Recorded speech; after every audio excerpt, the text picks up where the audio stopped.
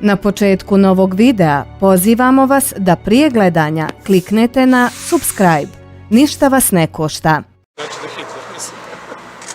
I onda je otišao, došao je Churchill. Imate još pitanja? Možemo malo u svježiju povijest, pa smo ovdje u Borovu na mjestu gdje smo dali počest hrvatskim redarstvenicima. Danas je dakle obljetnica treće gardijske brigade, a za 2 dana je nova obljetnica. Kako tu poruku želite poslati? I vidimo da su te rane iz rata, poput ove priče o Šuškočanu, još uvijek. Pa evo, ja sam došao ovdje danas razgovarati. Mislim, pokušao sam, idem u Plaški za par dana, tamo su uglavnom stanovnici Srbi.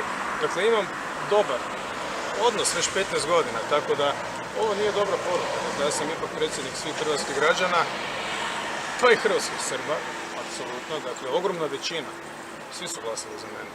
I na parlamentarnim izborima nekada, ne za Pupovce, za mene, za liste koje sam ja nosio u Hrvatskoj, ja, zagrebački Hrvat.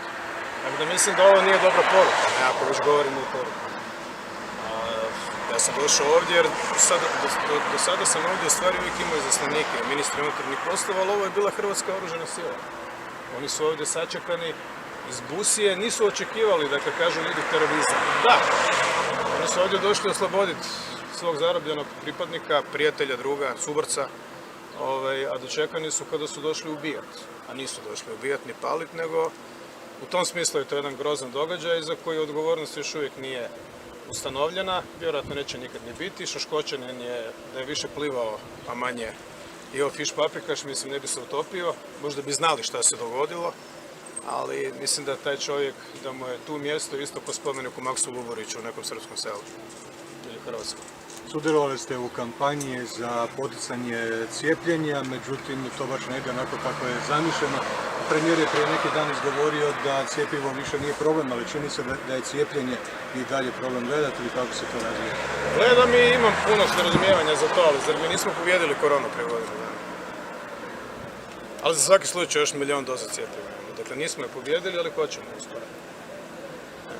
Vjerujem da hoćemo, vjerujem da će sljedeća. Sad sam bio na domjenku u sali za vjenčanja u Mirkovcima. Čovjek ne radi već godinu dana, duše ga krediti, mislim, leasing. Nije jedini tako. Tu ja očekujem da se nađe neko rješenje što prije. Ali tražite li nečiju odgovornost, možda zato što to ne ide onako kako je zamišljeno? Uvijek je premijer taj koji odgovara, jer on odgovara za sve. Dakle, to je jedna razina centralizacije moći, vlasti, utjecaja, klijentelizma kako Hrvatska do sad nije imala nikad. Ja želim vjerovati da se za toga ne skriva ništa kažnjivo, ništa kriminalno, ali kad tako centraliziraš vlast, odgovaraš za sve. I za Gabrijelu Žalac, za svakoga odgovaraš. To je to, dakle, to je odgovornost od koje se ne može pobjeći, kao ni od vlastitih riječi. Jer kad Šeks, koji dalje sjedi kraj Plenkovića na predsjedništvima HDZ-a, kaže da predsjednica može skoro tenkove izvesti, da ministar ne postoji, onda to obvezuje. Ja sam se čuvao takvih riječi prije 6 godina kad nisam ni sanjao da ću biti predsjednik Hrvatske države, jer nisam ni sanjao. Bio sam previše uronjen u stvarnost u tom trenutku. Ne. Imate još šta? Premijer je ponovio... Nisam, gdje? U Borovom selu u kampanji. Za koga Borovo? Ovih dana. Za Pupovca. Ovih dana. Neretva će ovih dana. Ne. To sam rekao jučer, ali opet ne mogu iz te kože. Dakle, ovo nije moj posao. Mislim, međutim, šta da ja kažem? Šta da kažem? Kad premijer laže i priča o nekim rabljenim autima u Briselu, a ja govorim samo o činjenicama, dakle o stvarima koje su provjerljive, onda ih možeš tumačiti na način na koji ih ja tumačim. Ja ih tumačim na način da smo za premijera dobili čovjeka koji je direktno sa motokultivatora Tome Vinkovića sjeo za upravljač Ferrarija. I fali mu naprosto u razvojnom formativnom ciklusu, nekoliko krugova u Monci, u Bridgestoneu, dakle to mu fali. I jel sam ili ja u pravu, ali činjenice su točne. Kad neko govori da sam bio nakupac rabljenih automobila, da nije moj čače privatizirao kafileriju ko neće. Ja sam morao kupiti rabljeni auto, od garancije. Ukrinuo ste mi više puta da ste vi dobili nekakav popis veleposlanika, je li to laž? Ma neka ga pokaže vama, da to je laž, neka ga pokaže vama. Pokušao mi ga je uvaliti kao kost preko tarabe u 11. mjesecu, odbio sam to, rekao sam makni to, spomenuo je 2 imena, rekao odaberi pola i to je jedini način, dakle, kao što su do sada radili svi Kissingeri. I Milan Stojadinović će morati raditi u buduće. I to ćemo morati riješiti vrlo brzo. Dakle, njegov ministar, moj ambasador koji mi je navodno bio šef, to je rekao ministar u redu, ja nemam problema, ja sam imao razne šefe. Mislim, meni je šef bio i kardinal Kuharić, jer sam prvu priču spremio 94. Mislim, na taj način. Ali dobro, možda sam uzeo malo prekrupnu kategoriju čovjeka. Dakle, Radman je meni drag čovjek, inače ne bi nikad bio ambasador. SDP-ov ambasador. SDP-ovci su mi potpisali prvo imenovanje. Čovjek je kršten u 70. godine života, ali postoje kršćanin, ambasador. Ovo je preneseno, nije doslovno. Dakle, nije bio nikad ambasador i sad ga smeta što sam rekao da je bio moj ambasador. I moraju reći da on meni bio šef. Dobro, bio sam i šef. Dakle, ja sam bio šta, kotlovničar. Mislim, on je bio šef kotlovnice, de facto u ministarstvu. Nije bio diplomat. On je završio agronomiju, on je stručnjak za uzgoj svinja. Da, mislim, kasnije se on školovao, završio je razne škole i autoškolu, ali je bio stručnjak za agronomiju. Dakle, ja to poštujem, nije bio diplomat. Stvarno nije bio diplomat. Plenković je bio diplomat, Pokaz, Klisović, Miljenić, to je klasa bila. On je bio prijatelj od prijatelja. Samo ako možete razjasniti malo ovaj pokušaj dobacivanja popisa preko Tarabe, preko koje Tarabe to na Pantovčaku, nigdje drugdje? Zato što ne postoji popis. Jer bi tog trena Plenković... Ma nemam pojma šta je to.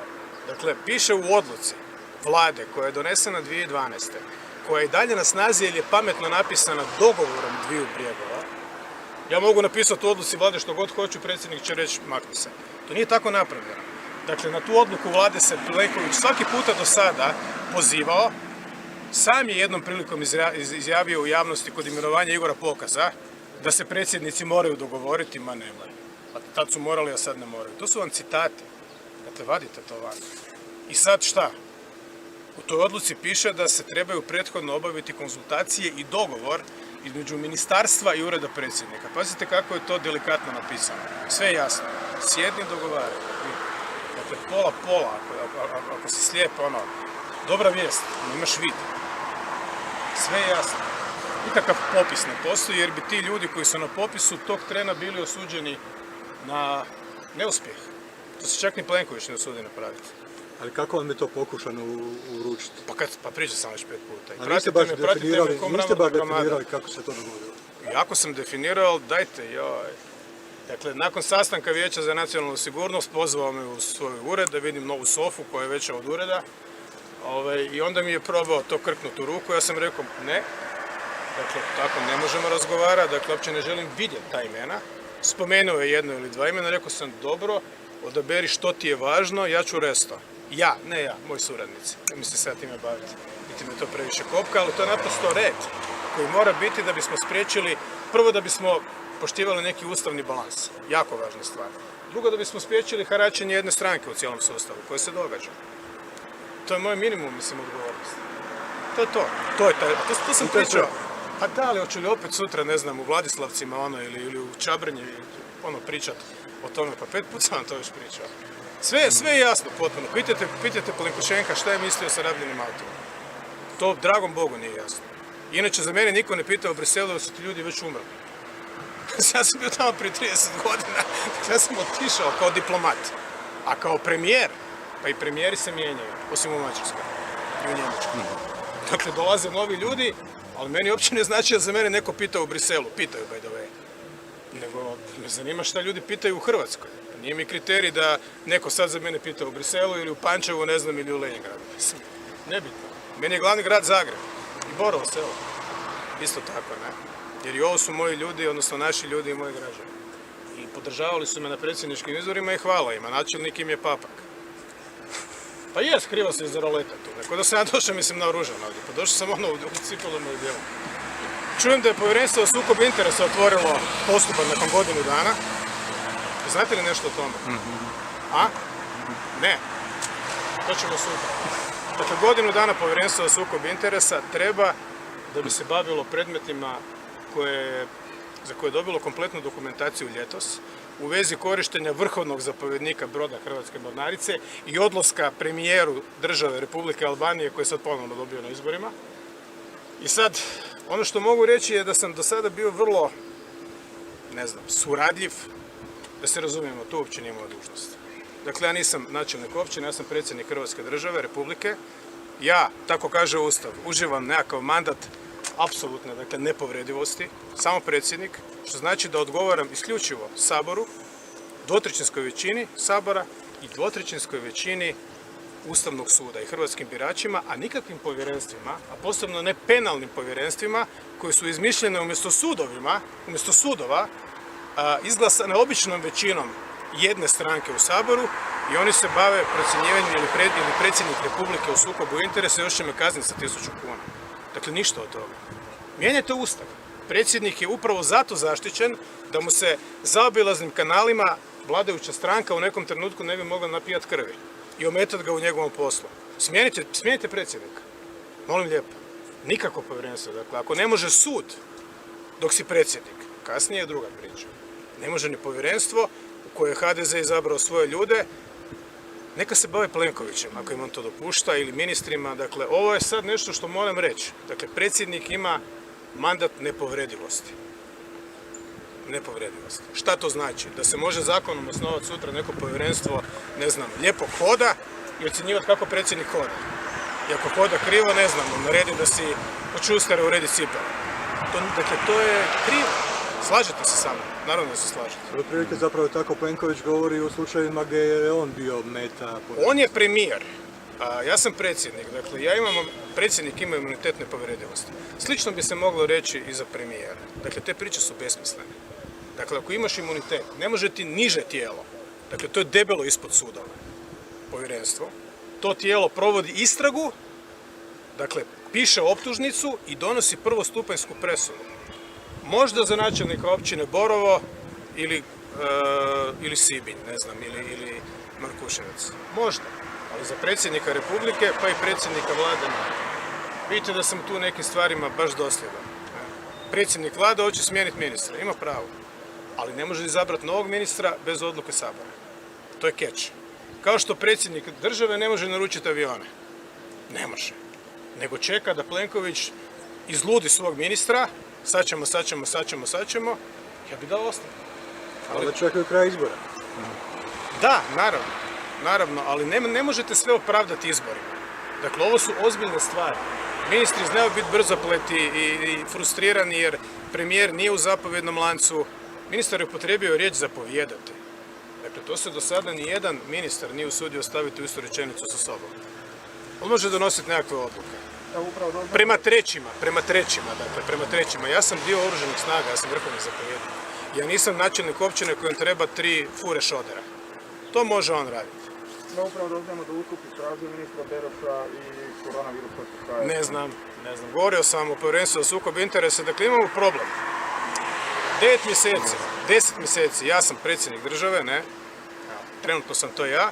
Ja moram čekati da nekako povjerenstvo koje je izabrano običnom većinom u Saboru na temelju potpuno dostupnih činjenica otvori postupak, pazite, vezan uz predsjednika Republike. Dakle, koji je smisao imuniteta? Smisao imuniteta da te zaštiti od takve vrste šikane. Čak i kad bi imali ovlasti, to trebaju reći odmah. 9 mjeseci ja moram kao razmišljati šta sam ja tu skrivio, ja sam zapovjedio, to ću napraviti opet, ovo ljeto ili za mjesec dana. I neću pitati nikoga, nego ću odgovarati, dakle, svoje savjesti, svoje prisezi, Hrvatskom saboru u određenom formatu i hrvatskim biračima. I kraj priče. I nikako povjerenstvo me o tome neće pokolebati, a zna se kome može pokolebati. Ili hrvatski birači, ili dvotrećinska većina u Hrvatskom saboru. Neka provjere šta hrvatski ljudi misle o tome. Dakle, dosta šikane. Prvo su prčkali po ovlastima predsjednika oko odlikovanja i pomilovanja, ne? Onda oko imenovanja predsjednika Vrhovnog suda, što je jedna manja stvar, jer to je samo jedan prijedlog. Onog trena kad je predsjednik Vrhovnog suda izabran, povlačimo se ja i saborska većina, nema više nikakvog utjecaja na to. Ovdje se radi o vojsci. Dakle, ovo nisu moji generali i admirali, nego sam ja njihov zapovjednik. Ministar je administrativna osoba, dok ga predsjednik Vlade ne odluči maknuti. I to je to. Hvala. Hvala vam.